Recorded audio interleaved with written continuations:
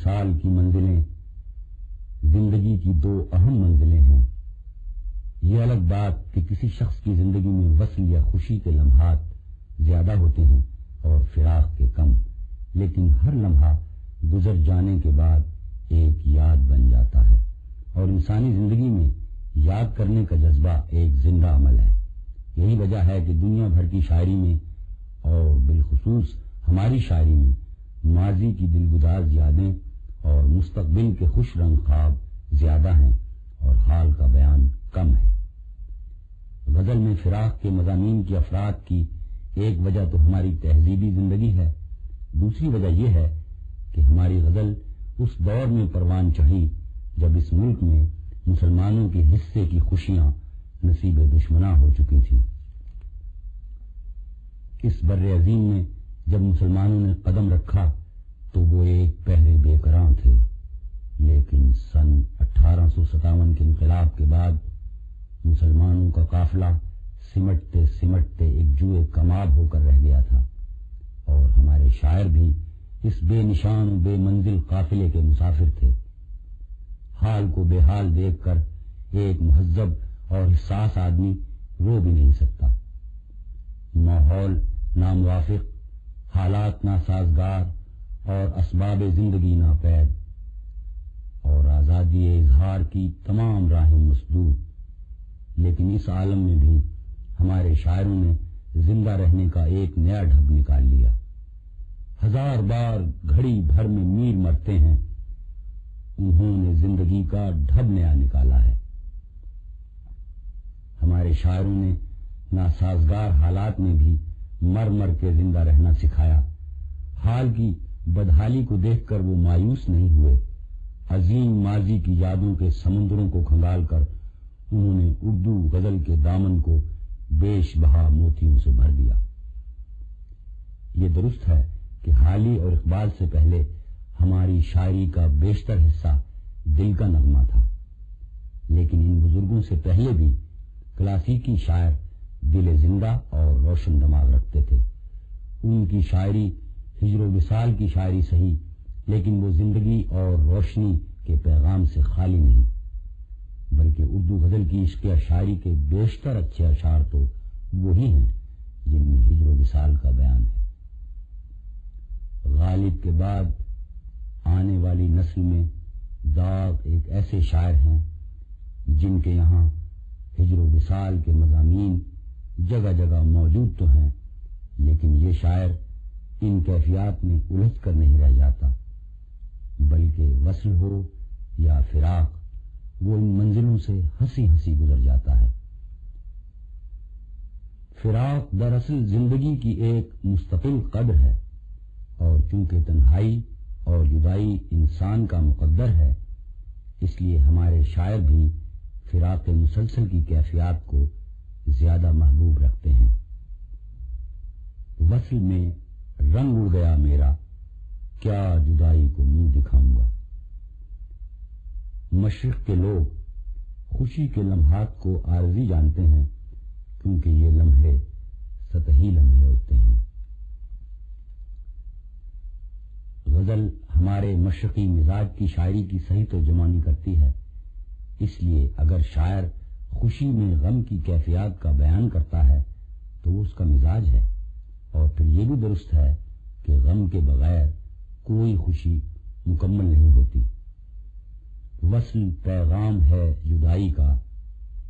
موت انجام آشنائی کا۔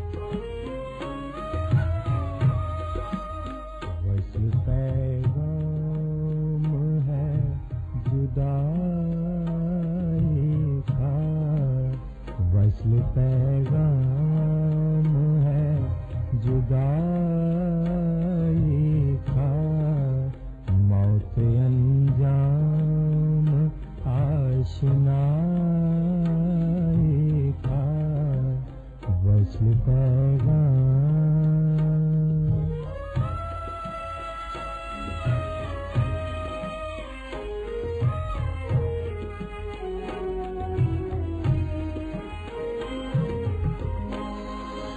کسی بندے کو درد عشق نہ دے، کسی بندے کو درد عشق نہ دے، واسطہ اپنی کبریائی کا، واسطہ اپنی کبریائی کا، وصل پیغام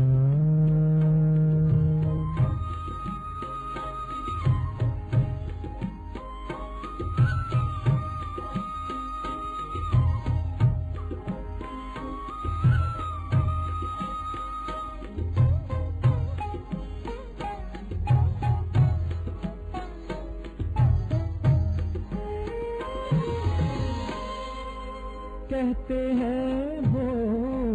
قیامت آنے دو، کہتے ہیں وہ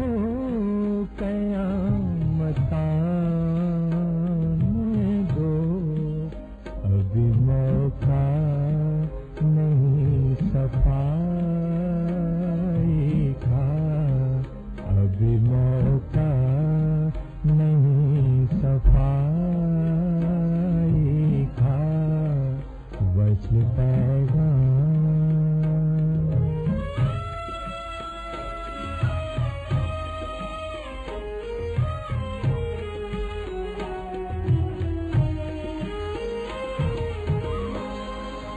ہنسی آتی ہے اپنے رونے پر، ہنسی آتی ہے اپنے رونے پر، اور رونا ہے جگ ہنسائی کا، اور رونا ہے جگ ہنسائی کا،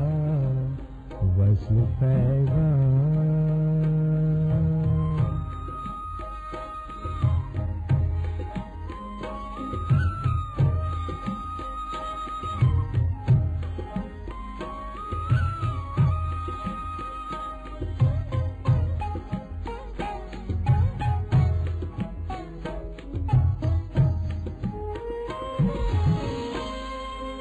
ایک خدائی کی آفتیں دیکھیں، ایک خدائی کی آفتیں دیکھیں، آئے صدمہ تیری جدائی کا، آئے صدمہ تیری جدائی کا، وصل پیغام